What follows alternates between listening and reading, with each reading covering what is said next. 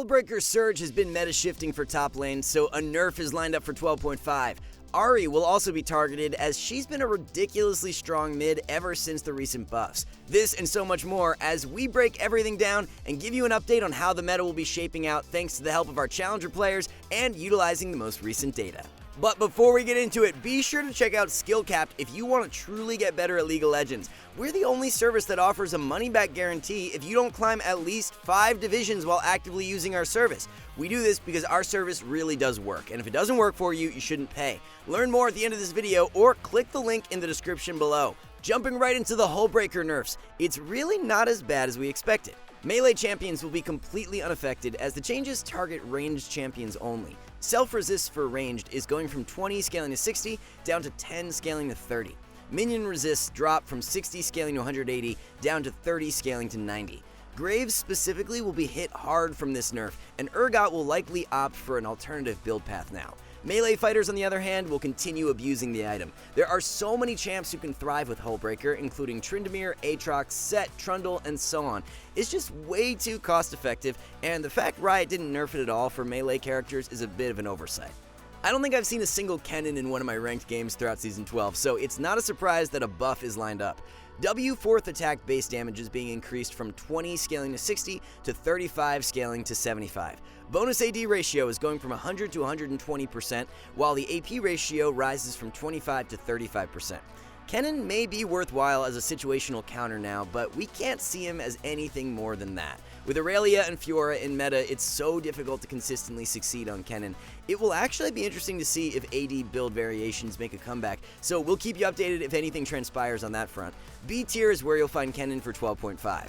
Other than a few minor adjustments, the top lane meta will look very similar to where it was in 12.4. Tryndamere, Shen, Garen, and Quinn as the 4 OP picks. Top laners who can abuse Hullbreaker are extremely strong right now, so we'll be moving Aatrox and Set into S tier. Trynd is the ultimate Hullbreaker abuser, which is reflected in his OP tier standing. Tom also slides back into S tier, as he's a very underrated counter to many of the meta tops. Tom does super well into Tryndamere and Aatrox, who are the most played top laners. With the Hullbreaker nerf to ranged, it's going to hurt Graves a lot more than Urgot. Graves doesn't really have a great alternative to fall back on, whereas Urgot can succeed even without Hullbreaker. For this reason, Graves drops into B tier, while Urgot remains an S tier solo queue pick. Garen, Yorick, and Nasus are super strong low elo recommendations. Hullbreaker Rush Yorick especially can demolish the lower ranks. Tryndamere, Aatrox, and Darius are all good bans for 12.5. Moving on to jungle, Master Yi nerfs are headed to live this patch. Q damage is being lowered from 25 scaling to 165 to 30 scaling to 150. Q AD ratio takes a big hit going from 90 to 60%. Q crits extra damage is going from 60 to 50%. Q will now apply on hit effects. Q cooldown refund will now scale relative to the max cooldown reduction from ability haste. E damage is going from 30 scaling to 70 to 30 scaling to 62. From now on, duration of E will not decrease while using Q. You now cast E during Q. Same thing goes for R usage. Duration will not decrease during Q usage, and you can cast R during Q. Damage-wise, Master E takes a hit for 12.5, but the E and ultimate duration changes are a nice quality of life buff. We expect the changes to unfold net negative, but Master Yi's tier list position won't be adjusted. Yi will continue to hold down an A tier spot moving forward. Riot has a couple nerfs planned for Xin Zhao, with his E cooldown being increased from 11 to 12 seconds. R duration is going from 5 to 4 seconds. Nerfs will provide a slight nudge, but Xin won't be removed from the jungle meta by any means. A very impactful S tier jungler is where Xin will continue to be placed.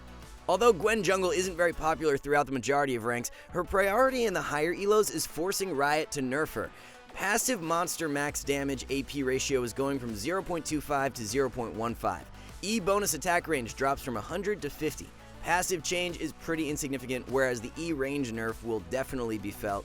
50 range can make or break being able to weave in an extra auto throughout skirmishes, so it can be more impactful than it may seem.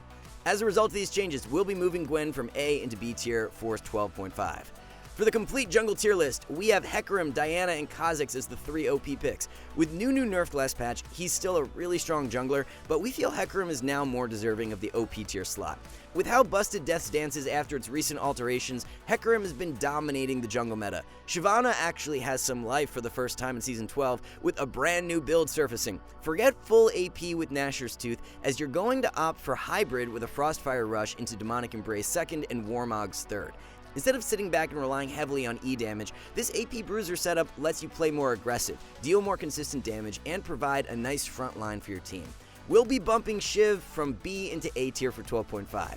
Warwick, Rammus, and Nunu are our 3 low elo jungle recommendations. Shin, Diana, and Hecarim are super valuable bans for the patch. The anticipated Ahri nerfs are here, with her W mana cost being increased from 25 to 30.